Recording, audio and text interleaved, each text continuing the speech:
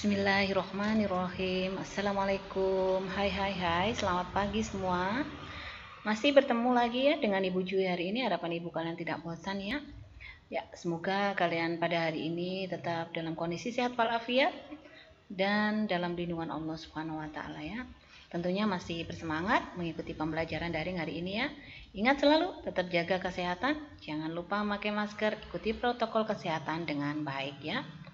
Anak-anak, pada kesempatan kali ini kalian akan belajar tema 7, peristiwa dalam kehidupan, subtema 2, peristiwa kebangsaan seputar proklamasi kemerdekaan, pembelajaran 5 ya. Mari kita awali pembelajaran hari ini dengan berdoa terlebih dahulu agar Allah Subhanahu wa taala memberi kemudahan dalam setiap proses belajar kalian, dan juga semoga Allah memberi kemudahan juga dalam kalian mencapai cita-cita kalian ya.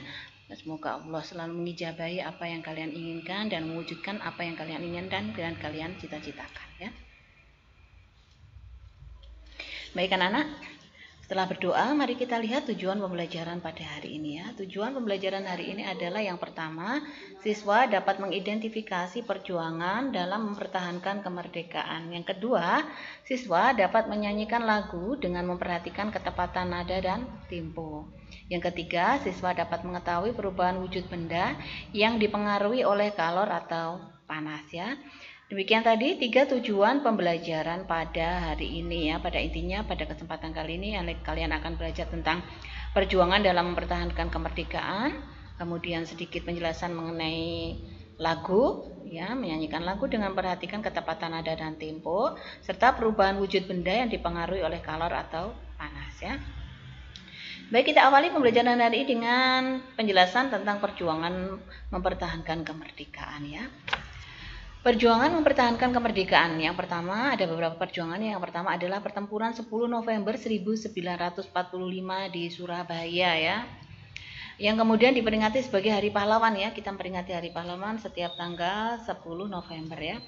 Berawal dari tewasnya Jenderal Malabi, pemimpin sekutu ya. Adapun tokoh yang terlibat adalah Bung Tomo, Gubernur Suryo, dan Kolonel Sungkono ya.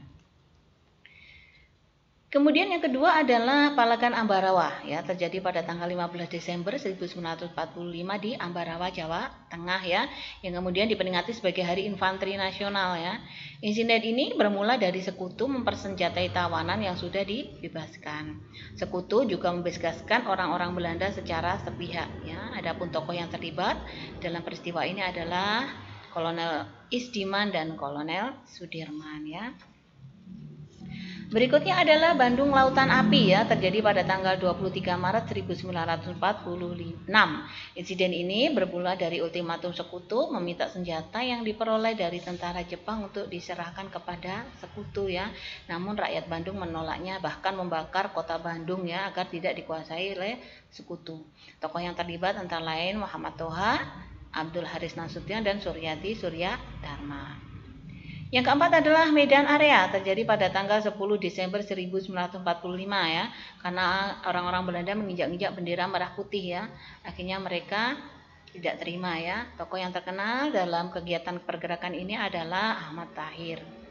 Yang kelima adalah serangan umum 1 Maret 1949 di Yogyakarta ya. Peristiwa ini dipicu oleh Belanda yang menduduki kota Yogyakarta dan mempropagandakan bahwa TNI telah hancur. Tokoh yang terlibat antara lain adalah Letko Soeharto dan Sultan Hamengkubuwono ke-9 ya. Demikian tadi adalah serangkaian kegiatan perjuangan mempertahankan kemerdekaan. Berikutnya adalah perjuangan secara diplomasi. Kalau tadi perjuangan di lapangan, sekarang adalah perjuangan secara diplomasi juga dilakukan ya, diantaranya dengan adanya terjadinya beberapa perundingan ya. Ikut Ibu suntikan beberapa perundingan yang telah terjadi. Yang pertama adalah perundingan Linggarjati ya. Perundingan Linggarjati diadakan pada tanggal 10 November 1946 di Linggarjati, Cirebon, Jawa Barat ya. Pada saat itu diwakili oleh Sultan Syahrir dan Belanda diwakili oleh Profesor Schermerhorn ya. Pihak Indonesia diwakili oleh Sultan Syahrir dan pihak Belanda diwakili oleh Profesor Schermerhorn ya. Hasil perjanjian Linggarjati adalah Belanda hanya menguasai kekuasaan Republik Indonesia atas Jawa, Madura, dan Sumatera. Negara Indonesia Serikat terdiri dari negara Republik Indonesia, negara Indonesia Timur, dan negara Kalimantan. Negara Indonesia Serikat dan Belanda merupakan satu uni dengan nama Uni Indonesia Belanda yang diketahui oleh Belanda ya. Namun Belanda mengingkari perjanjian ini dan melancarkan agresi militer Belanda pertama pada tanggal 21 Juli 1947. Perundingan berikutnya adalah Perjanjian Renville ya. Perjanjian Renville diadakan pada tanggal 17 Januari 1948 di atas kapal USS Renville milik Amerika Serikat ya. Isi perjanjiannya adalah bahwa Belanda hanya mengakui daerah Republik Indonesia atas Jawa Tengah, Jogja, sebagian kecil Jawa Barat, dan Sumatera. Semua pasukan Republik Indonesia harus ditarik mundur dari wilayah-wilayah yang diduduki Belanda. Belanda tetap berdaulat di seluruh wilayah Indonesia sampai diserahkan kepada Republik Indonesia Serikat atau RIS yang akan segera dibentuk. Namun, Belanda lagi-lagi mengingkari isi perjanjian Renville dan melakukan agresi militer kedua pada tanggal 19 Desember 1949. Perjanjian ketiga adalah Perjanjian Rumroyen ya, diadakan pada tanggal 17 April 1949 di Jakarta, di mana pihak Indonesia diwakili oleh Muhammad Rum dan Belanda diwakili Van Royen ya. Makanya perjanjiannya disebut Perjanjian Rumroyen karena diambil dari nama masing-masing perwakilan yang mewakili perjanjian tersebut ya. Isi perjanjian adalah pemerintah Indonesia dikembalikan ke Yogyakarta, kemudian menghentikan gerakan militer dan mengembalikan tawanan ya. Republik Indonesia sebagai bagian dari negara Indonesia Serikat akan segera dilaksanakan konferensi meja bundar ya. Demikian tadi beberapa penjelasan mengenai perundingan-perundingan yang diadakan untuk mempertahankan kemerdekaan juga ya. Selanjutnya adalah kita perhatikan ini materi muatan IPA ya, mengenai perubahan wujud benda. Nah, ini adalah kegiatan mengenai percobaan ya, nanti yang bisa kalian lakukan di rumah ya, yaitu percobaan mengamati perubahan wujud benda ya. Kalian siapkan alat dan bahannya, ini agak mudah, bisa kalian lakukan nanti di rumah ya. Alat dan bahan ya, sapu tangan, kemudian air di dalam mangkok. Cara kerjanya, menyiapkan alat dan bahan dulu, kemudian celupkan sapu tangan ke dalam air ya. Kemudian jemur sapu tangan di bawah terik matahari ya. Kemudian amati sapu tangan setelah dijemur ya. Terjadi perubahan apakah ya? Pertama, menyiapkan alat dan bahan dulu, sapu tangan dan air dalam mangkok ya. Kemudian cara kerjanya kalian ikuti di situ. Kemudian terjadi perubahan wujud wujud benda apakah yang terjadi pada percobaan yang kalian lakukan nanti ya.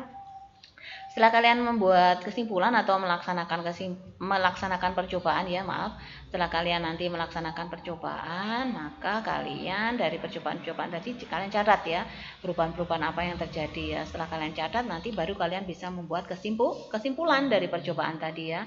Di situ kalian tuliskan kesimpulan apa yang terjadi ya, bahwa sapu tangan basah karena mengandung titik-titik saat dijemur. Air pada sapu tangan mengalami perubahan wujud menjadi titik-titik ya.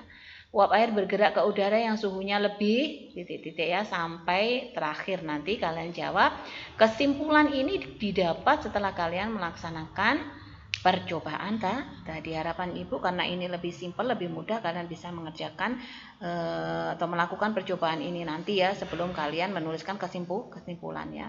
Karena tidak mungkin kalian menuliskan kesimpulan kalau kalian tidak melakukan percobaan ya. Baik anak-anak, demikian tadi penjelasan singkat ya mengenai materi hari ini ya. Ibu hanya mengambilkan cuplikan materi saja. Semoga apa yang kalian pelajari hari ini bisa bermanfaat dan semoga penjelasan yang Ibu berikan walaupun gak cepat bisa kalian mengerti ya. Sampai bertemu pada pembelajaran selanjutnya. Ibu ucapkan terima kasih, tetap semangat, jaga kesehatan selalu. Wassalamualaikum warahmatullahi wabarakatuh.